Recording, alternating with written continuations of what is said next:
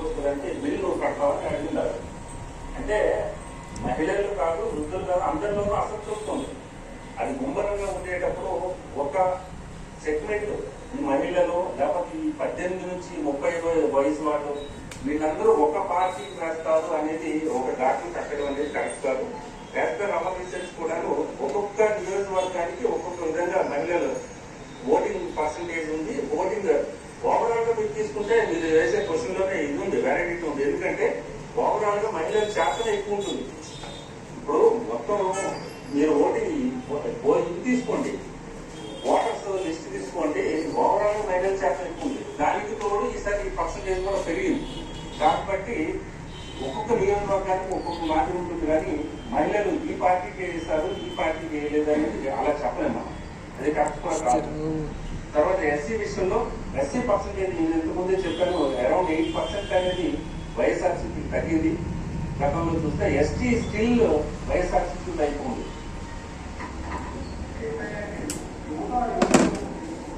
యువత కూడా అంతేనండి. కాకపోతే ఓవరాల్ యువత చూసుకుంటే ఎక్కువగా జనసేన, తెలుగుదేశం పార్టీ కూటమి వైపు ఎక్కువ ర్యాలీ అయింది అనేది చెప్పవచ్చు. ఓవరాల్ శ్రీకాకుళం నియోజకవర్గాలు అంటే మళ్ళీ వాళ్ళు ఫీల్ అవుతారో లేకపోతే మీకు డిస్కషన్స్ ఉంటాయా? ఇండివిజువల్ ఒక్కొక్క నియోజకవర్గం వారీగా వెళ్ళొద్దండి.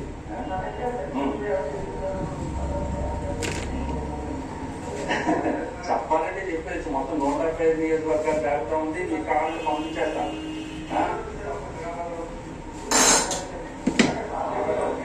అంటే మరి నేను ఏ విశాఖపట్నంలో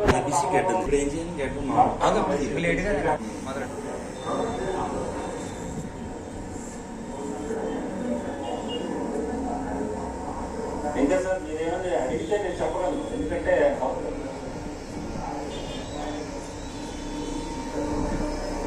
మొత్తం నాన్ రెసిడెంట్స్, పోస్టల్ బ్యాలెట్స్ ఇవన్నీ కూడా తెలుగుదేశం పార్టీ కూటమి వైపు ఉన్నాయి.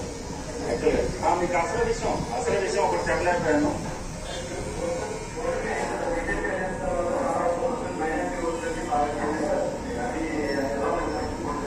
అంటే మీకు బీజేపీ విషయంలో దేశవ్యాప్తంగా ఒకలా ఆలోచిస్తారు. ఆంధ్రప్రదేశ్ లో బీజేపీ ప్రభావం చాలా తక్కువ ఉంది. మీకు సపోజ్ హైదరాబాద్ తీసుకుంటే హైదరాబాద్ లో బీజేపీ ప్రభావం ఉంటుంది. అక్కడ ఏంటంటే ముస్లిం కమ్యూనిటీ ఉంది. హైదరాబాద్ ఎస్పెషల్లీ చార్మినార్ ఆ ప్రాంతంలో హైదరాబాద్ సిటీలో ముస్లిం కమ్యూనిటీ ప్రభావం ఎక్కువ ఉంటుంది. అంటే వాళ్ళ గణాంకాలు వాళ్ళు ప్రతి ఒక్కరికి గణాంకాలు వాడుతుంటాయి కదా. అసలు మీరు అడగలేదు, ఇక నేనే చెప్పాలి. పవన్ కళ్యాణ్ పిఠాపురం నుంచి పవన్ కళ్యాణ్ అసెంబ్లీలో అడుగు పెడుతున్నారు. దాదాపు 45,000 మెజార్టీ పైన మెజార్టీ సాధించి పిఠాపురం నుంచి పవన్ కళ్యాణ్ అడుగు పెడుతున్నారు. నెంబర్ 1. ఇంకా ముఖ్యంగా ఏంటంటే వీళ్ళు కొంతమంది మీద దృష్టి ఉంటుంది. ఎందుకంటే చాలా మంది చాలా రకాలుగా ఈ విజిట్ తో అక్కడ చంద్రబాబు నాయుడు ఈ విజిట్ తో ఓడిపోతున్నారు, లేకపోతే రాసి పెట్టుకుని ఇవన్నీ విపరీతమైన వ్యాఖ్యలు వస్తుంటాయి. అది మీరు చిన్నప్పటి నుంచి చూస్తుంటారు. అక్కడ విషయం ఏంటంటే కుప్పం నుంచి చంద్రబాబు 30,000 ప్లస్ మెజారిటీతో ఆయన గెలుస్తున్నారు. అలాగే నారా లోకేష్ కూడా మంగళగిరి నుంచి 30,000 ప్లస్ మెజారిటీతో గెలుస్తున్నారు. ఇక్కడ నుంచి ఏదైతే పులివెందుల నుంచి జగన్మోహన్ రెడ్డికి ఒక 15,000 మైనస్ లో ఉన్నారు ఆయన. అది కూడా యూ టేక్ ఇట్ గ్రాంటెడ్, మీరు చూసుకోవచ్చు, రిజల్ట్స్ కూడా చూసుకోవచ్చు. సో కొంతమంది ఏంటంటే భారీ మెజార్టీతో గెలవబోతున్నారు. అక్కడి నుంచి నెల్లూరు సిటీ నుంచి నారాయణ ఒకరు, అలాగే కొంతమంది మంచి మెజార్టీతో గెలుస్తున్నారు. బొత్సగా కూడా గెలుస్తున్నారు జీపుపల్లి నుంచి. ఇక మిగిలిన ఇప్పుడు వైఎస్ఆర్సీపీ చెప్పాను, తెలుగుదేశం పార్టీ నుంచి నాకు ఫోన్లు వస్తాయి. అలాగే తెలుగుదేశం పార్టీ నుంచి చెప్పాను, వైఎస్ఆర్సీపీ నుంచి తెలుగుదేశం పార్టీ వాళ్ళకి వస్తాయి. ఇదేంత క్వైట్ కామన్, ఇది మాకు తప్పదు. ఇక రోజువారీ సమస్యలు మీరేమైనా అడిగితే చెప్తాను. బొత్సగా గెలుస్తున్నారంటే భారీ మెజారిటీ ఏంటో చెప్పారు కదా, ఆయన గెలుస్తున్నారు. అది ఎడ్జ్ లో ఉంది. ఆయన పాజిటివ్, ఆయనకే ప్లస్ ఉంది. మీరేమాటంటే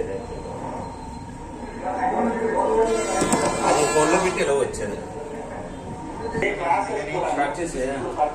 30 ఈ పార్టీకి వేస్తారు, 30 నుంచి 50 ఈ పార్టీకి వేస్తారు, 50 నుంచి 70 వాళ్ళు ఈ పార్టీకి వేస్తారు. 70+ వాళ్ళు అందరూ కూడా వైఎస్ఆర్సీ పెన్షన్ తీసుకుంటారు కాబట్టి వైఎస్ఆర్సీకి వేస్తారనేది ఎక్కడా ఉండదు.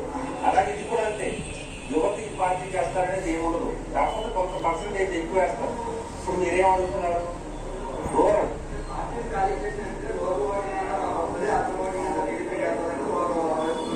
అలాంటప్పుడు రూరల్ ఓటింగ్ మొత్తం ఉంటుంది కదా, ఎక్కువ రూరల్ ఓటింగ్ ఉంటుంది కదా. అదే ప్రతిసారి ఆ పార్టీ రావాలి కదా, రాదుగా. ఇప్పుడు మీ ఊరే తీసుకోండి, మీ ఊరు తీసుకోండి, మీ వీరు తీసుకోండి, మీ ఇంట్లో తీసుకోండి. మీ ఇంట్లో ఎందుకు లేదా నువ్వు వాడికి నేను ఇది చేస్తానంటారు. ఆ స్ప్రెట్టే ఉండదు. ఇప్పుడు గత ఎన్నికలు వేరు, ఈ ఎన్నికలు ఏమైందంటే మీకు మొన్నటి వరకు జరిగిన ఎన్నికలు ఏంటంటే ఎందుకంటే వీడియోలో ఫుల్గానా ఉన్నాయి, పలానా వ్యక్తి దగ్గర ఒక 200 ఓట్లు ఉన్నాయి అనుకునేవాడు. కానీ ఈసారి ఏంటంటే సెగ్మెంట్లు ఉన్నాయి.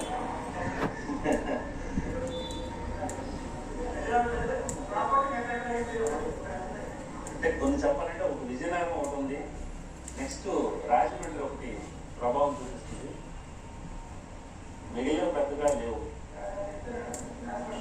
అంతే. ఇంకేం లేదా? అంతేనా? ఏది కడప విషయంలో కడప అందరూ ఏమనుకున్నారంటే షర్మిలా గెలుస్తున్నారని చెప్పేసి అనుకున్నారు. ఎవరి సర్వే వాళ్ళది.